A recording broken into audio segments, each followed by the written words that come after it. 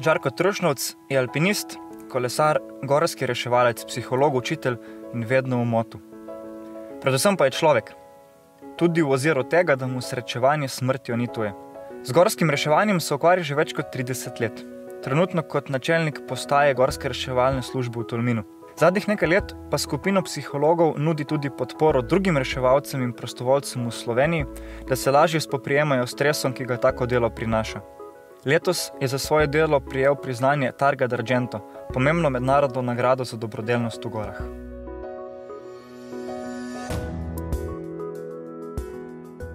Odkar si rame poškodoval, se pa dosti bolj s kolesarstvom ukvarjaš. Ampak kako da si se pa odločil za poklic gorskega reševalca? To ni glih poklic, to je hobi. Ko smo bili mladi študentje, začetniki, plezati smo začeli v srednji šoli. V Ljubljani smo poiskali mesto v raznih odsekih. Jaz sem prestal v Kranju, alpinističnem odseku. Pa sem pa že v času, ko niti alpinist še nisem bil na skupni turi, smo naleteli na eno nesrečo. Situacija je bila taka, da je bilo potrebno več ljudi in so me enostavno vzeli zraven. Kasneje pri plezarijah se je pa to zgodilo še parkrat, da je bilo treba pomagati, in ko smo se vrnili v Tolmin po koncu študija, so me pa pač povabili na postajo GRS. Aha, pa verjetno bilo takrat dosti improvizacije pri teh akcijah, si predstavljam, ta prvih. Ja, to so bile akcije, ki smo jih izvedli udeleženci ture, ali pa smo s ture šli pomagati gorskim reševalcem, ki so začeli z akcijo. Improvizacija, ja. Si rekel, da je vsa stvar hobi, se pravi, verjetno na račun tega trpi precej prostega časa. A je ves trud in vse komplikacije, ki pridejo s tem, nekako vredno to, a dobiš ki osebno od tega? Ali... Gre enostavno za to, da ko si enkrat v tej stvari, te dogodki sami peljejo naprej. Vsaka taka stvar ti da osebno zadoščenje, saj to ni za denar, ni za slavo, ampak zato, ker je pač to treba narediti. In je to prav. Za obče dobro, ali kako? Ja, se pravi, največje plačilo je to, da se ti dobro počutiš, ker si se dobro odločil. Kjer je pa taka največja stvar, ki bi rekel, da si se jo kot reševalc v tem delu reševalca naučil? Mogoče eno tako spoznanje, da je ogromno dobrih ljudi, ki so pripravljeni veliko narediti za drugega. Samo treba jih je včasih vzpodbuditi, včasih pa malo zorganizirati. Pa pri akcijah pride dostikrat tudi svojci ponesrečencev zraven. A to kdaj kako vpliva na potek akcije, ali se drugače stvari odvijajo, kako se potem z njimi recimo ukvarjate? Ja, s tem se ukvarjam pa res bolj poklicno. Tudi, kadar delam z reševalci, jim povem, da je za bližnje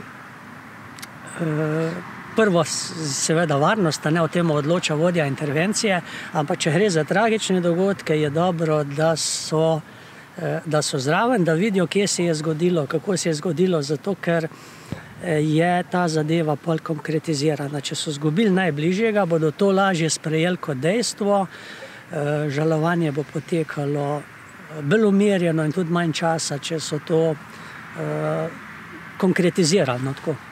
Se pravi, da tudi vidijo potem človeka, ali se ga pokaže, da pridejo na kraj dogodka, ali kako gre to? Ja, spet lepa najbolj odvisno od tega, kako izgleda. Če je kolikor toliko v redu, potem je ta človeški odgovor zmeri ja. Če ga vidijo, če se poslovijo, bo ta stvar konkretizirana, lažje jo bodo sprejeli in žalovanje bo spet potekalo bolj normalno. Če je pa prehodu, ampak to moramo presoditi čist po človeški plati. Potem moramo povedati, da smo reševalci v eni posebni vlogi. Če mu mi rečemo, da ga rajš ohraniti v lepem spominu, bodo to upoštevali. Moramo povedati, da bodo pol hodili nas spraševati, kako se je zgodilo, kako je izgledalo, in to ne en teden ali pa 14 dni, ampak lahko mesece, tudi leta. A pa boš tudi kako dodatno pomoč potem, a pa potem svetuješ ti, da bi se kot obrnili, ali vse sam pokriješ, oziroma vsi reševalci na postaji? Zdaj, če gre za te svojce, odvisno včasih vprašajo, kam ne grejo, kako ne to rešujejo naprej. Sej teh nasvetov niti ni treba dajati, vsi poznajo društva, ki se s tem ukvarjajo, od hospica naprej z reševalci. Zdaj, če gre za našo postajo, sem pač že toliko časa zraven, da se to da napeljati, brez da bi bilo formalizirano. Ko pridejo, če začnejo govoriti o intervenciji, kako je bilo, kako je izgledalo, pol je to že to. Ker pa te kulture reševanja, jaz temu tako pravim, je pa treba to počas uvesti. Reševalci teh stvari ne bi smeli nositi domov. Stres je resna zadeva in jo treba reševati sproti. Kako pa se reševalci spoprijemate s tem? A imate v to internih krogih večinoma pokrito, a se nekako zunanjo pomoč obračate? Zdaj tako, pri nas je to v okviru zaščite in reševanja zdaj 10 let. Recimo operativci na centrih za socialno delo pa poklicne gasilske enote, kjer je bilo razumevanje vodstev, so uvedli ta sistem zaupnika. Pač nekoga, ki je že prej skrbel za počutje soreševalcev, prijavili so se, na IGU so jih tudi izbrali, niso čisto vse, in pol so imeli tudi usposabljanje. Zdaj imajo tudi supervizijo, to je ta notranji del. Zdaj se to počasi širi tudi med prostovoljne gasilce, gorske reševalce in tako naprej. Seveda gre pa to počasi. Velikokrat je še ta mačizem, reševalci smo. Deci gremo na pir in nas nič ne premaknejo. V civilni zaščiti je pa zdaj pač ena skupina psihologov, ki jih lahko vodja intervencije pokliče, če presodi, da je bila zadeva taka, da bi reševalci rabili pomoč.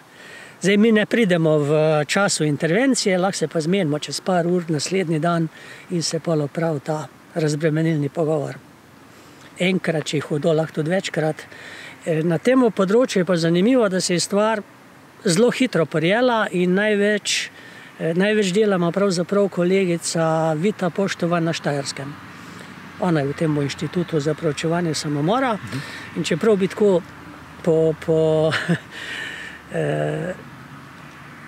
kolikor gledamo na te stvari, rekli, tam se to ne bo prijelo, se je najbolj. Imeli so pač par takih nesreč, zlasti gasilci prostovoljni, in se je zadeva prijela in utekla.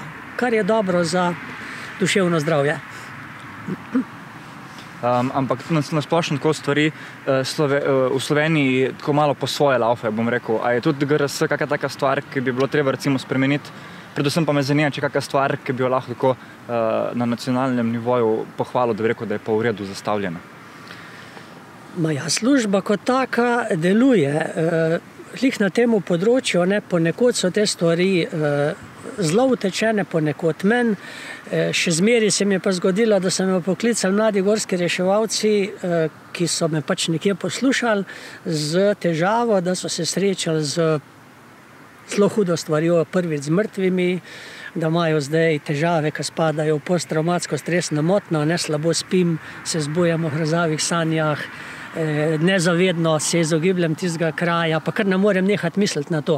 Jaz vsakmu najprej rečem, to pomeni, da je s tabo vse v redu. Če te smrt človeka prizadene, si dober človek. Kako se bo tega rešil, je stvar tehnike. Vsi so pa končali telefonado, ali bi se midva lahko zmenila, da naši ne bodo zvedeli, da sem te poklical. To se pravi, po en strani je srečanje s smrtjo za mlajše veliko večja težava, kot je bila včasih, ker je to tabu tema, o tem se ne govori. Po ta drugi strani obstaja pa še zmeri ta mačizem, nekdo, ki prizna, da ima težavo, ni v redu. Kako je pa tu recimo na domačem terenu bolj, ki imaš v Tolminski postaji veliko število reševalcev, ti pa kot načelnik, kako vodiš ta celoten tim, kako spremljaš zadevo? Kako vodim, to bodo morali drugi povedati. Nas je res veliko, je pa mogoče to prednost, da večino teh, ki so zdaj reševalno aktivni, poznamo od vrtca naprej, praktično žene, to je malo lažje. Kakšni so pa odnosi med vami, tako profesionalni, domači? Tako bom rekel, kar se tiče reševalnega dela, vaj, potekajo stvari, profesionalno. Je pa treba vedeti, da večina reševalcev izhaja iz alpinističnih vrst. To so pa taki zagamani individualci in je treba kar velike energije, da to drži skupaj. Toliko težkih tipov na kupu zelo težko najdeš kot na enem GRS, na eni GRS postaji. Nekakšen kirurški model. To pa ti veš. No, se je podobna reč, verjetno. Ja, si predstavljam. Ampak v reševalno službo se pa lahko zdaj v bistvu praktično kdorkoli prijavi. A obstaja kak ključ, po katerem se te kandidate izbira, da so ustrezni? Pa kako bi si recimo ti predstavljal najbolj primernega kandidata za ta poklic, za to delo? No, fajn je, da gre preko alpinizma, da je vsaj vključen v alpinistično šolo bil, da ga pač ne učiš vsega od začetka. Glede samega sprejema je pa tako, mi smo v skupinah in ponovadi enega posameznika predlaga skupina, predlaga ga pa zato, ker ga potrebuje in nimamo nekega formalnega glasovanja o tem. Važno je samo to, da nobeden ni proti, ker da bi pa imel na postaji dva, ki se ne preneseta, pa ne bo šlo. Pa tako, ta Targa d'Argento, kot velika nagrada, ki si jo prejel, je bila nek pokazatelj, da si kar v redu zagrabil v to svoje poslanstvo. Pa kolikor si skromen, sicer je pač ta dober pokazatelj tega. Kako si jo pa sprejel? Ja, no, tako bom rekel, pred 2 leti je predsednik zveze omenil, da me bodo predlagali.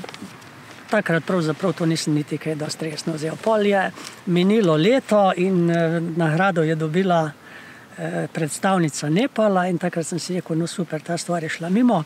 Tako da za letošnje leto je bilo pa to šok, ne samo presenečenje. Mene je poklical Dušan z zveze, šli bomo v Pincolo, dobil si tisto nagrado in predvsem ne smeš reči ne, zato ker to je tudi nagrada za organizacijo in tako naprej. Se v bistvu je res tako, noben ga ne rešuješ sam. Tako. Nagrada za celotno skupino, za celotno reševalno zvezo? Ja, tudi na koncu za cel sistem ta reševalni, ki kljub vsemu deluje precej bolj kot imaš kaj drugega, da ne bomo v politiki. V redu. Pa tudi na posameznikih verjetno, ki dajo svoj velik plus v celotno zadevo. Ja, se to malo spada, mora biti v tistem prejšnjem vprašanju. Velikrat so kakšni nesporazumi zato, ker je nekdo v nekem obdobju manj aktiven, ampak ko si ti v tem 30 let, pol vidiš, da to malo niha. En na začetku zelo zagnano zagrapa, pol ima pa družino, pa mehne otroke, pa hišo zida, in pol je jasno, da ga nekaj let ne bo zraven. Pa spet pride. Nekateri so aktivni na nekih posameznih področjih. Ne vem, zdaj smo izdajali koledar, to je naredila ekipa 3 ljudi, vrhunsko. A Tolminska postaja zdaj drugo leto 70 let praznuje, če sem prav videl? Ja, od leta 48 smo. Zdaj se pač počasi pripravljamo za tole leto. Ti boš tudi počasi predal svojo štafetno palico mlajšim generacijam. Tako, je v planu. Je v planu. Jaz sem načelnik že 4 mandate, pa še 1 leto zraven, tako da skupno bo 17 let. Gre tudi za to, da tista generacija, ki zdaj rešuje, je že toliko mlajša, da imajo fajn tudi vodijo iz svojih vrst. Pa tudi mlajši pa nove ideje so dobrodošle. A bi tem mlajšim generacijam kaj priporočil, kako misel dal, kaj zaželel? Reševalcem? Ja. Ja, to, da se pač splača nadaljevati z reševalnim, pa tudi s tem preventivnim delom na vseh področjih. Z optimizmom. V redu. Hvala. Hvala vam.